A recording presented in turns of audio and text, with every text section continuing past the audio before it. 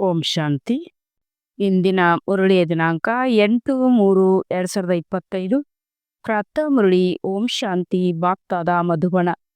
ಮಧುರ ಮಕ್ಕಳೇ, ಆತ್ಮೀಯ ಸೇವೆ ಮಾಡಿ, ತನ್ನ ಹಾಗೂ ಅನ್ಯರ ಕಲ್ಯಾಣ ಮಾಡಿ.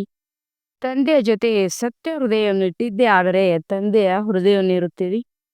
ಪ್ರಶ್ನೆ: ದೇಹಿ ಅಭಿಮಾನಿಗಳಾಗುವ ಪರಿಶ್ರಮವನ್ನು ಯಾರು ಮಾಡಲು ಸಾಧ್ಯ? ದೇಹಿ ಅಭಿಮಾನಿಗಳ ಲಕ್ಷಣವನ್ನು ತಿಳಿಸಿ. ಉತ್ತರ: ಯಾರಿಗೆ ವಿದ್ಯೆಯೊಂದಿಗೆ ಮತ್ತು ತಂದೆಯೊಂದಿಗೆ ಅಪಾರವಾದ ಪ್ರೀತಿ ಇದೆಯೋ ಅವರು ದೇಹಿ ಅಭಿಮಾನಿಗಳಾಗುವ ಪರಿಶ್ರಮ ಪಡಲು ಸಾಧ್ಯ. ಅವರು ಶೀತಲರಾಗಿರುತ್ತಾರೆ, ಯಾರೊಂದಿಗೂ ಸಹ ಹೆಚ್ಚು ಮಾತನಾಡುವುದಿಲ್ಲ. ಅವರಿಗೆ ತಂದೆಯ ಜೊತೆ ಪ್ರೀತಿ ಇರುತ್ತದೆ. ನಡತೆಯು ಬಹಳ ಘನತೆಯಿಂದ ಕೂಡಿರುತ್ತದೆ. ನಮಗೆ ಭಗವಂತ ಓದಿಸುತ್ತಾನೆಂಬ ನಶೆ ಇರುತ್ತದೆ. ನಾವು ಅವರ ಮಕ್ಕಳಾಗಿದ್ದೇವೆ. ಅವರು ಸದಾ ಸುಖದಾಯಿಯಾಗಿರುತ್ತಾರೆ. ಪ್ರತಿಯೊಂದು ಹೆಜ್ಜೆಯನ್ನು ಶ್ರೀಮತದಂತೆಯೇ ಇಡುತ್ತಾರೆ. ಓಂ ಶಾಂತಿ. ಮಕ್ಕಳು ಸೇವೆಯ ಸಮಾಚಾರವನ್ನು ಸಹ ಕೇಳಬೇಕು. ನಂತರ ಮುಖ್ಯವಾದ ಯಾವ ಮಹಾರಥಿ ಸೇವೆದಾರಿಗಳಾಗಿದ್ದಾರೆ ಅವರಿಂದ ಸಲಹೆಯನ್ನು ಪಡೆಯಬೇಕಾಗಿದೆ. ತಂದೆಗೆ ತಿಳಿದಿದೆ, ಸೇವಾದಾರಿ ಮಕ್ಕಳಿಗೆ ವಿಚಾರ ಸಾಗರ ಮಂಥನ ನಡೆಯುತ್ತದೆ. ಮೇಳ ಅಥವಾ ಪ್ರದರ್ಶನಿಗಳ ಉದ್ಘಾಟನೆಯನ್ನು ಯಾರಿಂದ ಮಾಡಿಸುವುದು, ಯಾವ ಜ್ಞಾನಯುಕ್ತ ಮಾತಿನಿಂದ ತಿಳಿಸಬೇಕು ಎಂಬುದು ವಿಚಾರ ಸಾಗರ ಮಂಥನ ನಡೆಯುತ್ತದೆ. ಶಂಕರಾಚಾರ್ಯ ಮುಂತಾದವರು ಒಂದು ವೇಳೆ ನಿಮ್ಮ ಮಾತುಗಳನ್ನು ತಿಳಿದಿದ್ದೇ ಆದರೆ ನಿಮ್ಮ ಜ್ಞಾನವು ಬಹಳ ಶ್ರೇಷ್ಠವಾದದ್ದು ಎಂದು ಹೇಳುತ್ತಾರೆ. ಇವರಿಗೆ ಓದಿಸುವಂಥವರು ಯಾರು ಬುದ್ಧಿವಂತರಿರಬಹುದು ಎಂದು ತಿಳಿದುಕೊಳ್ಳುತ್ತಾರೆ. ಭಗವಂತನೇ ಓದಿಸುತ್ತಾರೆ ಎಂಬುದನ್ನು ಅವರು ಒಪ್ಪುವುದಿಲ್ಲ. ಅಂದಾಗ ಪ್ರದರ್ಶನಿ ಮುಂತಾದರ ಉದ್ಘಾಟನೆ ಮಾಡಲು ಯಾರು ಬರುತ್ತಾರೆಯೋ ಅವರಿಗೆ ಏನೇನು ತಿಳಿಸಿಕೊಡಬೇಕು ಎಂಬ ಸಮಾಚಾರವನ್ನು ಎಲ್ಲರಿಗೂ ತಿಳಿಸಬೇಕು. ಅಥವಾ ಟೇಪ್ ರೆಕಾರ್ಡ್ನಲ್ಲಿ ಚಿಕ್ಕದಾಗಿ ರೆಕಾರ್ಡ್ ಮಾಡಬೇಕಾಗಿದೆ. ಹೇಗೆ ಗಂಗೆ ಅಂದರೆ ದಾದಿಯವರು ಶಂಕರಾಚಾರ್ಯರಿಗೆ ತಿಳಿಸಿಕೊಟ್ಟರು. ಇಂಥ ಸೇವಾಧಾರಿ ಮಕ್ಕಳು ಸೇವಾಧಾರಿಯ ಮಕ್ಕಳು ತಂದೆಯ ಹೃದಯವನ್ನು ಇರುತ್ತಾರೆ. ಇದು ಸ್ಥೂಲ ಸೇವೆಯಾಗಿದೆ. ಆದರೆ ಯಾರು ಅನೇಕರ ಕಲ್ಯಾಣ ಮಾಡುತ್ತಾರೆ, ತಂದೆಯ ಗಮನ ಅವರ ಆತ್ಮೀಯ ಸೇವೆಯ ಕಡೆ ಹೋಗುತ್ತದೆ. ಬಲೆ ಪ್ರತಿಯೊಂದು ಮಾತಿನ ಕಲ್ಯಾಣವಿದೆ. ಒಂದು ವೇಳೆ ಯೋಗಯುಕ್ತರಾಗಿ ಮಾಡಿದ್ದೇ ಆದರೆ ಬ್ರಹ್ಮ ಭೋಜನ ಮಾಡುವುದರಲ್ಲಿಯೂ ಕಲ್ಯಾಣವಿದೆ. ಇಂಥ ಯೋಗಯುಕ್ತ ಭೋಜನ ಮಾಡಿರುವರು ಬೇಕು. ಭಂಡಾರದಲ್ಲಿ ಬಹಳ ಶಾಂತಿ ಇರಬೇಕು. ನೆನಪಿನ ಯಾತ್ರೆಯಲ್ಲಿರಬೇಕು. ಯಾರೇ ಬರುತ್ತಾರೆಂದರೆ ಅವರಿಗೆ ತಿಳಿಸಿಕೊಡಿ. ಸೇವಾದಾರಿ ಮಕ್ಕಳು ಯಾರು ಬೇರೆಯವರಿಗೆ ತಿಳಿಸಿಕೊಡಲು ಸಾಧ್ಯವಿದೆ ಅಂಥವರನ್ನೇ ಸೇವೆಯಲ್ಲಿ ಕರೆಯುತ್ತಾರೆ. ಸೇವೆಯನ್ನು ಮಾಡುವಂಥವರೇ ತಂದೆಯ ಹೃದಯ ನೇರಲು ಸಾಧ್ಯವಿದೆ. ತಂದೆಯ ಗಮನವೆಲ್ಲ ಸೇವಾದಾರಿ ಮಕ್ಕಳ ಕಡೆ ಇರುತ್ತದೆ. ಕೆಲವರದಾದರೂ ಸಮ್ಮುಖದಲ್ಲಿ ಮುರಳಿಯನ್ನು ಕೇಳುತ್ತಿದ್ದರೂ ಸಹ ಏನೇನು ತಿಳಿದುಕೊಳ್ಳುವುದಿಲ್ಲ, ಧಾರಣೆಯಾಗುವುದಿಲ್ಲ. ಏಕೆಂದರೆ ಅರ್ಧಕಲ್ಪದ ದೇಹಾಭಿಮಾನದ ಕಾಯಿಲೆಯು ಬಹಳ ಕಠಿಣವಾಗಿದೆ. ಅದನ್ನು ಸಮಾಪ್ತಿ ಮಾಡಲು ಕೆಲವರೇ ಚೆನ್ನಾಗಿ ಪುರುಷಾರ್ಥ ಮಾಡುತ್ತಾರೆ. ಅನೇಕರು ಆತ್ಮಾಭಿಮಾನಿಗಳಾಗುವ ಪರಿಶ್ರಮವನ್ನೇ ಪಡುವುದಿಲ್ಲ. ಮಕ್ಕಳೇ, ಆತ್ಮಾಭಿಮಾನಿಯಾಗುವುದು ಬಹಳ ಪರಿಶ್ರಮವಿದೆ ಎಂದು ತಂದೆಯು ತಿಳಿಸುತ್ತಾರೆ. ಬಲೆ ಕೆಲವರು ದಿನಚರಿಯನ್ನು ಸಹ ಕಳಿಸುತ್ತಾರೆ, ಆದರೆ ಪೂರ್ಣವಾಗಿರುವುದಿಲ್ಲ. ಆದರೂ ಸಹ ಸ್ವಲ್ಪ ಗಮನವಿರುತ್ತದೆ. ಆತ್ಮಾಭಿಮಾನಿಗಳಾಗುವ ಗಮನ ಅನೇಕರಲ್ಲಿ ಕಡಿಮೆ ಇರುತ್ತದೆ. ಆತ್ಮಾಭಿಮಾನಿಗಳು ಬಹಳ ಶೀತಲರಾಗಿರುತ್ತಾರೆ. ಅವರು ಹೆಚ್ಚು ಮಾತನಾಡುವುದಿಲ್ಲ. ಅವರಿಗೆ ತಂದೆಯ ಮೇಲೆ ಎಷ್ಟು ಪ್ರೀತಿ ಇರುತ್ತದೆ ಎಂದರೆ ಕೇಳಲೇಬೇಡ. ಆತ್ಮನಿಗೆ ಎಷ್ಟು ಖುಷಿಯಾಗಬೇಕೆಂದರೆ ಯಾವುದೇ ಮನುಷ್ಯನಿಗೆ ಎಂದೂ ಅಷ್ಟು ಖುಷಿ ಆಗಬಾರ್ದು. ಈ ಲಕ್ಷ್ಮೀನಾರಾಯಣರಿಗೆ ಜ್ಞಾನವೇ ಇಲ್ಲ. ಯಾರಿಗೆ ಭಗವಂತ ಓದಿಸುತ್ತಾರೆಯೋ ಆ ಜ್ಞಾನವು ನೀವು ಮಕ್ಕಳಲ್ಲೇ ಇದೆ. ಭಗವಂತನು ನಮಗೆ ಓದಿಸುತ್ತಿದ್ದಾರೆಂಬ ನಶೆಯು ಸಹ ನಿಮ್ಮಲ್ಲಿ ಇಬ್ಬರಿಗೆ ಇರುತ್ತದೆ. ಈ ನಶೆ ಇರುತ್ತದೆ ಎಂದರೆ ತಂದೆಯ ನೆನಪಿರುವುದು. ಅಂಥವರನ್ನು ಆತ್ಮಾಭಿಮಾನಿಗಳೆಂದು ಕರೆಯಲಾಗುತ್ತದೆ. ಆದರೆ ಈ ನಶೆಯು ಇರುವುದೇ ಇಲ್ಲ. ನೆನಪಿನಲ್ಲಿರುವವರ ನಡತೆಯು ಬಹಳ ಚೆನ್ನಾಗಿ ಘನತೆಯಿಂದಿರುತ್ತದೆ. ನಾವು ಭಗವಂತನ ಮಕ್ಕಳಾಗಿದ್ದೇವೆ ಎಂಬ ನಶೆ ಇರುತ್ತದೆ. ಆದ್ದರಿಂದ ಅತೀಂದ್ರಿಯ ಸುಖವನ್ನು ಗೋಪಗೋಪಿಕೆಯರಲ್ಲಿ ಕೇಳಿ ಎಂಬ ಗಾಯನವಿದೆ. ಯಾರು ಆತ್ಮಾಭಿಮಾನಿಗಳಾಗಿ ತಂದೆಯನ್ನು ನೆನಪು ಮಾಡುತ್ತಾರೆ, ನೆನಪು ಮಾಡಲಿಲ್ಲವೆಂದರೆ ತಂದೆಯ ಹೃದಯವನ್ನೇರಲು ಸಾಧ್ಯವಿಲ್ಲ. ಶಿವ ತಂದೆಯ ಹೃದಯವನ್ನೇರಲಿಲ್ಲವೆಂದರೆ ದಾದಾರವರ ಹೃದಯವನ್ನು ಸಹ ಏರಲು ಸಾಧ್ಯವಿಲ್ಲ. ಅವರ ಹೃದಯದಲ್ಲಿದ್ದಿದ್ದೇ ಆದರೆ ಅವಶ್ಯವಾಗಿ ಬ್ರಹ್ಮ ಹೃದಯದಲ್ಲಿಯೂ ಸಹ ಇರುತ್ತಾರೆ. ಅವರ ಹೃದಯದಲ್ಲಿ ಇದ್ದಿದ್ದೇ ಆದರೆ ಅವಶ್ಯವಾಗಿ ಬ್ರಹ್ಮರವರ ಹೃದಯದಲ್ಲಿಯೂ ಸಹ ಇರುತ್ತೀರಿ. ತಂದೆಯು ಪ್ರತಿಯೊಬ್ಬರನ್ನೂ ತಿಳಿದುಕೊಂಡಿದ್ದಾರೆ. ನಾವು ಏನು ಸೇವೆಯನ್ನು ಮಾಡುತ್ತೇವೆ ಎಂದು ಮಕ್ಕಳು ಸ್ವಯಂ ತಿಳಿದುಕೊಂಡಿದ್ದಾರೆ. ಸೇವೆ ಮಾಡುವಂತ ಉತ್ಸಾಹವು ಮಕ್ಕಳಲ್ಲಿ ಬಹಳ ಇರಬೇಕು. ಕೆಲವರಿಗೆ ಸೇವಾ ಕೇಂದ್ರಗಳನ್ನು ತೆರೆಯಬೇಕೆಂಬ ಉತ್ಸಾಹ ಇರುತ್ತದೆ. ಕೆಲವರಿಗೆ ಚಿತ್ರವನ್ನು ಮಾಡಿಸಬೇಕು ಎಂಬ ಉತ್ಸಾಹ ಇರುತ್ತದೆ.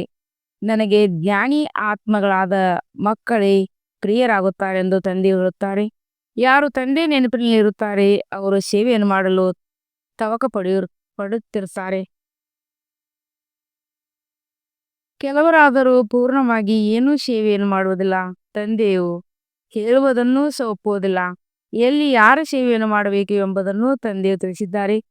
ಆದರೆ ದೇಹಾಭಿಮಾನ ಕಾರಣ ತನ್ನ ಮತದಂತೆ ನಡೆದಿದ್ದೇ ಆದರೆ ಅವರು ಹೃದಯವನ್ನೇರಲು ಸಾಧ್ಯವಿಲ್ಲ. ಅಜ್ಞಾನ ಕಾಲದಲ್ಲಿಯೂ ಸಹ ಯಾರ ಮಗನಾದರೂ ಕೆಟ್ಟ ನಡತೆ ಇರುವವರನಾದರೆ ತಂದೆಯ ಹೃದಯವನ್ನೇರುವುದಿಲ್ಲ. ಅವನನ್ನು ಕುಪುತ್ರನೆಂದು ತಿಳಿಯುತ್ತಾರೆ. ಸಂಘ ದೋಷದಲ್ಲಿ ಕೆಟ್ಟು ಹೋಗಿಬಿಡುತ್ತಾರೆ. ಇಲ್ಲಿಯೂ ಸಹ ಯಾರು ಸೇವೆ ಮಾಡುತ್ತಾರೆ ಅವರೇ ತಂದೆಗೆ ಪ್ರಿಯರಾಗುತ್ತಾರೆ. ಯಾರು ಸೇವೆಯನ್ನು ಮಾಡುವುದಿಲ್ಲವೋ ಅವರನ್ನು ತಂದೆಯು ಪ್ರೀತಿ ಮಾಡುತ್ತಾರೇನು? ಅದೃಷ್ಟದನುಸಾರವೇ ಓದುತ್ತಾರೆ. ಮತ್ತೆ ಪ್ರೀತಿಯು ಯಾರ ಮೇಲಿರುತ್ತದೆ? ಒಳ್ಳೆಯ ಮಕ್ಕಳನ್ನು ಬಹಳ ಪ್ರೀತಿಯಿಂದ ಕರೆಯುತ್ತಾರೆ. ನೀವು ಮಕ್ಕಳ ಸುಖದಾಯಿಯಾಗಿದ್ದೀರಿ, ನೀವು ಪಿತಾಸ್ನೇಹಿಗಳಾಗಿದ್ದೀರಿ ಎಂದು ಹೇಳುತ್ತಾರೆ. ಯಾರು ತಂದೆಯನ್ನು ನೆನಪು ಮಾಡುವುದಿಲ್ಲವೋ ಅವರಿಗೆ ಪಿತಾಸ್ನೇಹಿಗಳೆಂದು ಹೇಳುತ್ತಾರೇನು? ದಾದಾರವರ ಸ್ನೇಹಿಗಳಾಗಬಾರದು, ತಂದೆಗೆ ಸ್ನೇಹಿಗಳಾಗಬೇಕು. ಯಾರು ತಂದೆಯ ಸ್ನೇಹಿಗಳಾಗಿರುತ್ತಾರೆ ಅವರ ಮಾತು ನಡತೆ ಬಹಳ ಸುಂದರವಾಗಿರುತ್ತದೆ. ಬಲೆ ಸಮಯವಿರಬಹುದು, ಆದರೆ ಶರೀರದ ಮೇಲೆ ಯಾವುದೇ ಭರವಸೆ ಇದೆಯೇನು ಎಂದು ವಿವೇಕ ಹೇಳುತ್ತದೆ. ಕುಳಿತಿದ್ದಂತೆ ಅಪಘಾತವಾಗುತ್ತದೆ, ಕೆಲವರಿಗೆ ಹೃದಯಘಾತವಾಗುತ್ತದೆ, ಕೆಲವರಿಗೆ ರೋಗ ಬರುತ್ತದೆ, ಮೃತ್ಯುವಂತೂ ಇದ್ದಕ್ಕಿದ್ದಂತೆ ಬರುತ್ತದೆ ಅಲ್ಲವೇ? ಆದ್ದರಿಂದ ಶ್ವಾಸದ ಮೇಲೆ ಭರವಸೆ ಇಲ್ಲ. ಪ್ರಾಕೃತಿಕ ವಿಕೋಪಗಳದ್ದು ಸಹ ಈಗ ಅಭ್ಯಾಸ ನಡೆಯುತ್ತಿದೆ. ಆ ಕಾಲದಲ್ಲಿ ಮಳೆಯಾಗುವುದರಿಂದಲೂ ಸಹ ಹಾನಿಯಾಗುತ್ತದೆ. ಈ ಪ್ರಪಂಚವೇ ದುಃಖವನ್ನು ಕೊಡುವಂಥದ್ದಾಗಿದೆ. ತಂದೆಯು ಸಹ ಈ ಪ್ರಪಂಚದಲ್ಲಿ ಯಾವ ಮಹಾನ್ ದುಃಖವಿರುತ್ತದೆ, ರಕ್ತದ ನದಿಯು ಹರಿಯುತ್ತದೆ, ಆ ಸಮಯದಲ್ಲಿಯೇ ಬರುತ್ತಾರೆ. ಅಂದಾಗ ತಾವು ಪುರುಷಾರ್ಥವನ್ನು ಮಾಡಿ 21 ಜನ್ಮದ ಕಲ್ಯಾಣವನ್ನು ಮಾಡಿಕೊಳ್ಳಬೇಕು ಎಂಬ ಪ್ರಯತ್ನ ಪಡಬೇಕು. ಅನೇಕರ ತಮ್ಮ ಕಲ್ಯಾಣವನ್ನು ಮಾಡಿಕೊಳ್ಳುವಂತ ಚಿಂತೆಯೇ ಕಂಡು ಬರುವುದಿಲ್ಲ. ತಂದೆಯು ಇಲ್ಲಿ ಕುಳಿತು ಮುರಳಿಯನ್ನು ನುಡಿಸುತ್ತಿದ್ದರು ಬುದ್ಧಿಯು ಸೇವಾದಾರಿ ಮಕ್ಕಳ ಕಡೆ ಇರುತ್ತದೆ. ಈಗ ಶಂಕರಾಚಾರ್ಯರನ್ನು ಪ್ರದರ್ಶನಿಯಲ್ಲಿ ಕರೆಯಲಾಗಿದೆ. ಇಲ್ಲವೆಂದರೆ ಆ ಜನರು ಎಲ್ಲಿಯೂ ಹೋಗುವುದಿಲ್ಲ. ಬಹಳ ಅಭಿಮಾನವಿರುತ್ತದೆ ಅಂದಾಗ ಅವರಿಗೆ ಮಾನ್ಯತೆಯನ್ನು ಸಹ ಕೊಡಬೇಕಾಗಿದೆ. ಸಿಂಹಾಸನದ ಮೇಲೆ ಕುಳ್ಳರಿಸಬೇಕಾಗುತ್ತದೆ, ಜೊತೆಯಲ್ಲಿ ಕುಳಿತುಕೊಳ್ಳಲು ಸಾಧ್ಯವಿಲ್ಲ. ಅವರಿಗೆ ಬಹಳ ಗೌರವ ಕೊಡಬೇಕು. ನಿರ್ಮಾಣರಾಗಿದ್ದೇ ಆದರೆ ಅವರ ಬೆಳ್ಳಿಯ ಸಿಂಹಾಸನವನ್ನು ಬಿಟ್ಟು ಬಿಡಬೇಕು. ತಂದೆಯನ್ನು ನೋಡಿ ಹೇಗೆ ಸಾಧಾರಣವಾಗಿರುತ್ತಾರೆ. ಇವರನ್ನು ಯಾರೂ ತಿಳಿದುಕೊಂಡಿಲ್ಲ. ನೀವು ಮಕ್ಕಳಲ್ಲಿಯೂ ಸಹ ಕೆಲವರೇ ತಿಳಿದುಕೊಂಡಿದ್ದೀರಿ. ತಂದೆಯು ಎಷ್ಟೊಂದು ನಿರಹಂಕಾರಿಯಾಗಿದ್ದಾರೆ. ಇದು ತಂದೆ ಮತ್ತು ಮಕ್ಕಳ ಸಂಬಂಧವಲ್ಲವೇ? ಹೇಗೆ ಲೌಕಿಕ ತಂದೆಯು ಮಕ್ಕಳೊಂದಿಗೆ ಇರುತ್ತಾರೆ, ತಿನ್ನುತ್ತಾ ಕುಡಿಯುತ್ತಾರೆ. ಇವರು ಬೇದಿನ ತಂದೆಯಾಗಿದ್ದಾರೆ. ಸನ್ಯಾಸಿ ಮುಂತಾದವರಿಗೆ ತಂದೆಯ ಪ್ರೀತಿಯು ಸಿಗುವುದಿಲ್ಲ. ನೀವು ಮಕ್ಕಳು ಕಲ್ಪಕಲ್ಪವೂ ನಮಗೆ ಬೇಹದ್ದಿನ ತಂದೆಯಿಂದ ಪ್ರೀತಿ ಸಿಗುತ್ತದೆ ಎಂಬುದನ್ನು ತಿಳಿದಿದ್ದೀರಿ. ತಂದೆಯು ಸುಂದರ ಹೂವನ್ನಾಗಿ ಮಾಡಲು ಬಹಳ ಪರಿಶ್ರಮ ಪಡುತ್ತಾರೆ. ಆದರೆ ಡ್ರಾಮಾನುಸಾರ ಎಲ್ಲರೂ ಸುಂದರವಾಗಿರೋದಿಲ್ಲ. ಈ ದಿನ ಬಹಳ ಒಳ್ಳೊಳ್ಳೆಯವರು ನಾಳೆಯ ದಿನ ವಿಕಾರಿಗಳಾಗಿ ಬಿಡುತ್ತಾರೆ. ಅದೃಷ್ಟದಲ್ಲಿಲ್ಲವೆಂದರೆ ಏನು ತಾನೇ ಮಾಡಲು ಸಾಧ್ಯ ಎಂದು ತಂದೆ ಹೇಳುತ್ತಾರೆ.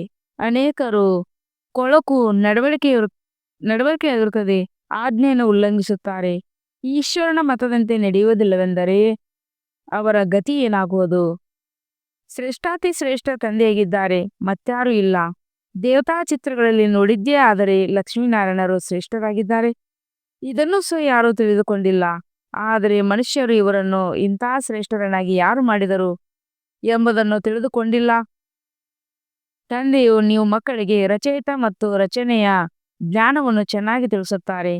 ನಿಮಗೆ ತಮ್ಮ ಶಾಂತಿಧಾಮ ಸುಖಧಾಮದ ನೆನಪು ಬರುತ್ತದೆ. ಸರ್ವಿಸ್ ಮಾಡುವಂತವರ ಹೆಸರು ಸ್ಮೃತಿಯಲ್ಲಿ ಬರುತ್ತದೆ.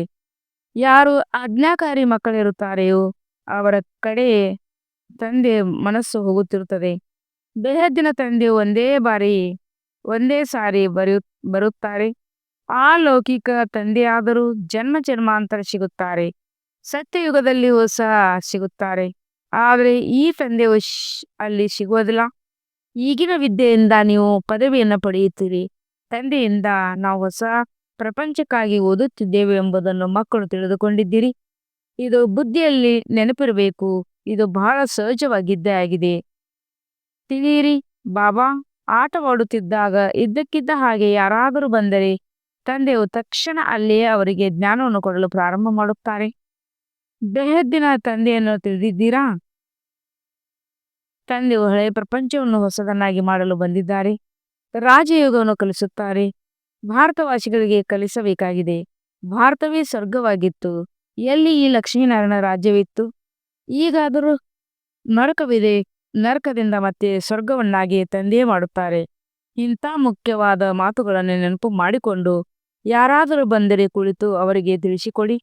ಆಗ ಎಷ್ಟೊಂದು ಸಂತೋಷ ಪಡುತ್ತಾರೆ. ತಂದೆಯು ಬಂದಿದ್ದಾರೆ ಎಂದು ಹೇಳಿ. ಇದು ಅದೇ ಮಹಾಭಾರತ ಯುದ್ಧವಾಗಿದೆ. ಯಾವುದು ಗೀತೆಯಲ್ಲಿ ಬರೆಯಲ್ಪಟ್ಟಿದೆ. ಗೀತೆಯ ಭಗವಂತನು ಬಂದಿದ್ದರು, ಗೀತೆಯನ್ನು ನುಡಿಸಿದ್ದರು. ಏತಕ್ಕಾಗಿ? ಮನುಷ್ಯರನ್ನು ದೇವತೆಯನ್ನಾಗಿ ಮಾಡಲು ನನ್ನನ್ನು ನೆನಪು ಮಾಡಿ ಮತ್ತು ಆಸ್ತಿಯನ್ನು ನೆನಪು ಮಾಡಿ ಎಂದು ತಂದೆಯು ಹೇಳುತ್ತಾರೆ. ಇದು ದುಃಖಧಾಮವಾಗಿದೆ. ಇಷ್ಟು ಬುದ್ಧಿಯಲ್ಲಿದ್ದರೂ ಸಾಕು, ಖುಷಿಯಾಗುತ್ತೀರಿ. ನಾನಾತ್ಮ ತಂದೆಯ ಜೊತೆ ಶಾಂತಿಧಾಮಕ್ಕೆ ಹೋಗುವನಿದ್ದೇನೆ. ನಂತರ ಅಲ್ಲಿಂದ ಪಾತ್ರವನ್ನು ಅಭಿನಯಿಸಲು ಬರುತ್ತೇನೆ. ಮೊದಲು ಸುಖಧಾಮದಲ್ಲಿ ಬರುತ್ತೇನೆ.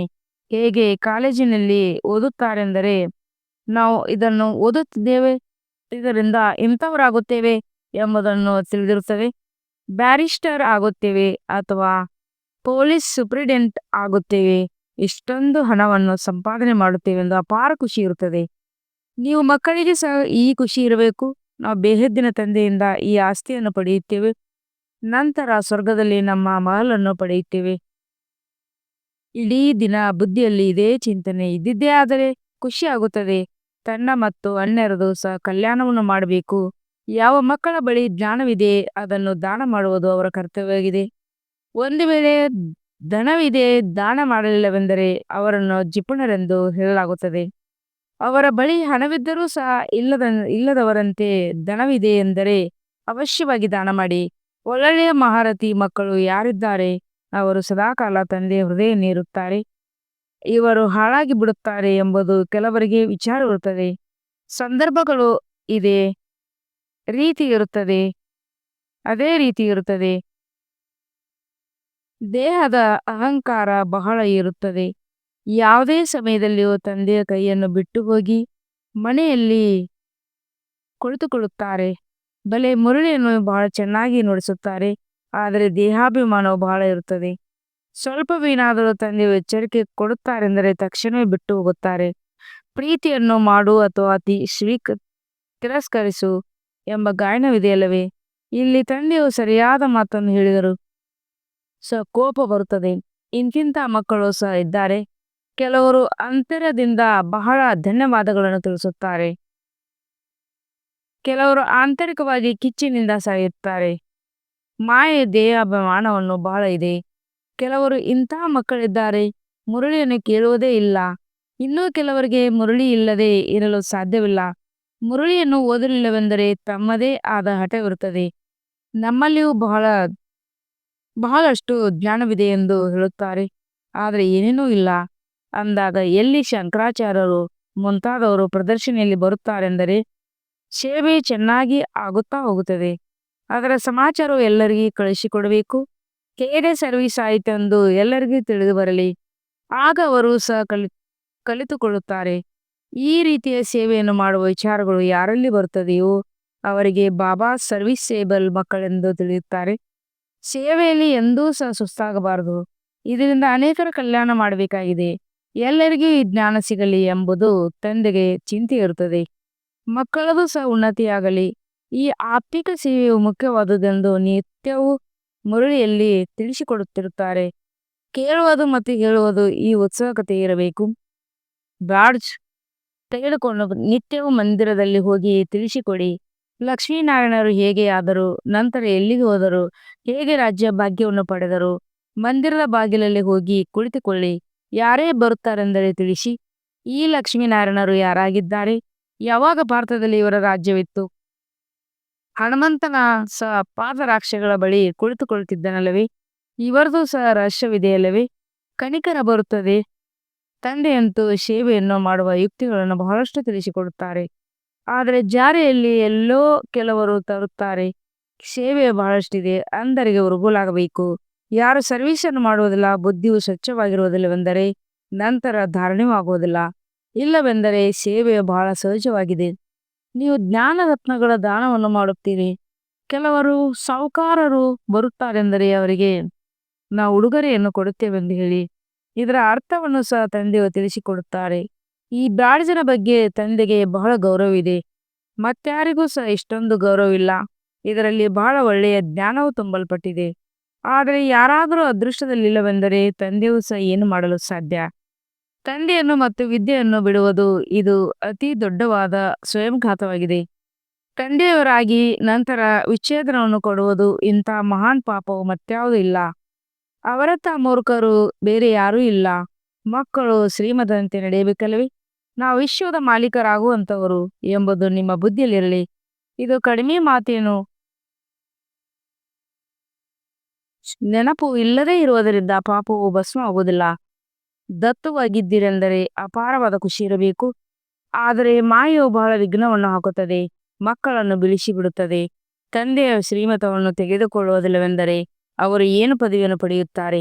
ಈ ಬೇದಿನ ರಾಜಧಾನಿಯು ಸ್ಥಾಪನೆಯಾಗುತ್ತಾ ಇದೆ. ಇದರಲ್ಲಿ ಖರ್ಚಿನ ಯಾವುದೇ ಮಾತಿಲ್ಲ. ಕುಮಾರಿಯರು ಬರುತ್ತಾರೆ, ಕಲಿತುಕೊಂಡು ಅನೇಕರನ್ನು ತನ್ನ ಸಮಾನ ಮಾಡಿಕೊಳ್ಳುತ್ತಾರೆ. ಇದರಲ್ಲಿ ಯಾವುದೇ ಪ್ರಕಾರದ ಶುಲ್ಕದ ಮಾತಿಲ್ಲ. ನಿಮಗೆ ಸ್ವರ್ಗದ ರಾಜ್ಯಭಾಗ್ಯವನ್ನು ಕೊಡುತ್ತೇನೆಂದು ತಂದೆ ಹೇಳುತ್ತಾರೆ. ನಾನು ಸ್ವರ್ಗದಲ್ಲಿ ಬರುವುದಿಲ್ಲ. ಶಿವತಂದೆಯಂತೂ ದಾತನಾಗಿದ್ದಾರಲ್ಲವೇ? ಅವರಿಗೆ ಯಾವ ಶುಲ್ಕವನ್ನು ಕೊಡುತ್ತೀರಿ? ಬ್ರಹ್ಮರವರು ಎಲ್ಲವನ್ನೂ ತಂದೆಗೆ ಕೊಟ್ಟು ಬಿಟ್ಟು ವಾರಸ್ಥರನ್ನಾಗಿ ಮಾಡಿಕೊಂಡರು.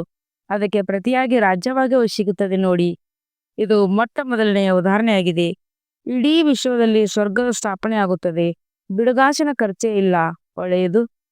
ಮಧುರಾತಿ ಮಧುರ ಅಗಲಿ ಹೋಗಿ ಮರಳಿ ಸಿಕ್ಕಿರುವ ಮಕ್ಕಳ ಪ್ರತಿ ಮಾತ್ಪಿತಾ ಬಾಪ್ತಾದರ ನೆನಪು, ಪ್ರೀತಿ ಹಾಗೂ ನಮಸ್ತೆ. ಆತ್ಮೀಯ ಮಕ್ಕಳಿಗೆ ಆತ್ಮೀಯ ತಂದೆಯ ನಮಸ್ತೆ. हम रूहानी बच्चों की रूहानी बाप दादा को यादगार और गुड मॉर्निंग और नमस्ते ते नमस्ते. शुक्रिया बाबा, शुक्रिया. ವಹ ಬಾಬಾ ವಹ. ಧಾರಣೆಗಾಗಿ ಮುಖ್ಯ ಸಾರ. 1ನೇ ಪಾಯಿಂಟ್, ಪೀಠಾ ಸ್ನೇಹಿಗಳಾಗಲು ಬಹಳ ಬಹಳ ಸುಖವನ್ನು ನೀಡುವರಾಗಬೇಕು. ತಮ್ಮ ಮಾತು ನಡತೆ ಬಹಳ ಮಧುರ ಘನತೆಯಿಂದ ಕೂಡಿರಬೇಕು. ಸೇವಾದಾರಿಗಳಾಗಬೇಕು. ನಿರಂಕಾರಿಯಾಗಿ ಸೇವೆಯನ್ನು ಮಾಡಬೇಕು. 2ನೇ ಪಾಯಿಂಟ್, ಓದು ಮತ್ತು ತಂದೆಯನ್ನು ಬಿಟ್ಟು ಎಂದೂ ಆತ್ಮಘಾತಿ ಮಹಾಪಾಪಿಗಳಾಗಬಾರ್ದು. ಆತ್ಮೀಯ ಸೇವೆ ಮುಖ್ಯವಾದಾಗಿದೆ. ಈ ಸೇವೆಯಲ್ಲಿ ಎಂದೂ ಸುಸ್ತಾಗಬಾರ್ದು. ಜ್ಞಾನರತ್ನಗಳ ದಾನವನ್ನು ಮಾಡಬೇಕು. ಜಿಪುಣರಾಗಬಾರ್ದು. ವರದಾನ: ಸದಾ ನಿಜಧಾಮ ಮತ್ತು ನಿಜ ಸ್ವರೂಪದ ಸ್ಮೃತಿಯಿಂದ ಉಪರಾಮ್ ನ್ಯಾರ ಪ್ಯಾರ ಭವರ್. ನಿರಾಕಾರಿ ಪ್ರಪಂಚ ಮತ್ತು ನಿರಾಕಾರಿ ರೂಪದ ಸ್ಮೃತಿಯೇ ಸದಾ ನ್ಯಾರ ಮತ್ತು ಪ್ಯಾರ ಮಾಡಿಬಿಡುತ್ತದೆ. ನಾವು ನಿರಾಕಾರಿ ಪ್ರಪಂಚದ ನಿವಾಸಿಗಳಾಗಿದ್ದೇವೆ. ಇಲ್ಲಿ ನೆನಪಾರ್ಥ ಅವತರಿತವಾಗಿದ್ದೇವೆ. ನಾವು ಈ ಮೃತ್ಯು ಲೋಕದ ನಿವಾಸಿಗಳಲ್ಲ, ಆದರೆ ಅವತರಿತರಾಗಿದ್ದೇವೆ. ಕೇವಲ ಸಣ್ಣ ಮಾತು ನೆನಪಿನಲ್ಲಿದ್ದರೆ ಸಾಕು, ಉಪರಾಮ್ ಆಗಿಬಿಡುವಿರಿ. ಯಾರು ಅವತಾರ ಎಂದು ತಿಳಿಯದೆ ಗೃಹಸ್ಥಿ ಎಂದು ತಿಳಿದಾಗ ಗೃಹಸ್ಥಿ ಎಂಬ ಗಾಡಿ ಕೊಳಕಿನಲ್ಲಿ ಸಿಕ್ಕಿ ಹಾಕಿಕೊಂಡು ಬಿಡುತ್ತದೆ. ಗೃಹಸ್ಥಿ ಎನ್ನುವುದೇ ಹೊರೆಯ ಸ್ಥಿತಿ ಮತ್ತು ಅವತಾರ ಎನ್ನುವುದು ಪೂರ್ತಿ ಹಗುರ ಸ್ಥಿತಿ. ಅವತಾರ ಎಂದು ತಿಳಿಯುವುದರಿಂದ ನಿಮ್ಮ ನಿಜಧಾಮ ನಿಜ ಸ್ವರೂಪ ನೆನಪಿನಲ್ಲಿರುತ್ತದೆ ಮತ್ತು ಉಪರಾಮ್ ಆಗಿಬಿಡುತ್ತೀರಿ. ಸ್ಲೋಗನ್: ಯಾರು ಶುದ್ಧ ಹಾಗೂ ವಿಧಿಪೂರ್ವಕವಾಗಿ ಪ್ರತಿಯೊಂದು ಕಾರ್ಯ ಮಾಡುತ್ತಾರೆ ಅವರೇ ಬ್ರಾಹ್ಮಣರಾಗಿದ್ದಾರೆ. ಅವ್ಯಕ್ತ ಸೂಚನೆ: ಸತ್ಯ ಮತ್ತು ಸಭ್ಯತೆಯ ರೂಪಿ ಕಲ್ಚರ್ ತಮ್ಮದಾಗಿಸಿಕೊಳ್ಳಿ. ಯಾರು ನಿರ್ಮಾಣರಾಗಿರುತ್ತಾರೆ ಅವರೇ ನವನಿರ್ಮಾಣ ಮಾಡಲು ಸಾಧ್ಯ. ಶುಭ ಭಾವನೆ ಹಾಗೂ ಶುಭ ಕಾಮನೆ ಬೀಜವಾಗಿದೆ. ನಿಮಿತ್ತ ಭಾವ ಹಾಗೂ ನಿರ್ಮಾಣ ಭಾವ ಅಧೀನಮಾನ ಅಲ್ಲ, ಆದರೆ ನಿರ್ಮಾಣ. ಈಗ ತಮ್ಮ ಜೀವನದಲ್ಲಿ ಸತ್ಯತೆ ಹಾಗೂ ಸಭ್ಯತೆಯ ಸಂಸ್ಕಾರವನ್ನು ಧಾರಣೆ ಮಾಡಿ. ಒಂದು ವೇಳೆ ಬಯಸದಿದ್ದರೂ ಸಹ ಕ್ರೋಧ ಅಥವಾ ಆವೇಶ ಬಂದು ಬಿಡುತ್ತದೆ ಎಂದರೆ ಹೃದಯಕ್ಕೆ ಹೇಳಿ, ಮಧುರ ಬಾಬಾ, ಆಗ ಹೆಚ್ಚಿನ ಸಂಯೋಗ ಸಿಗುವುದು. ಓಂ ಶಾಂತಿ.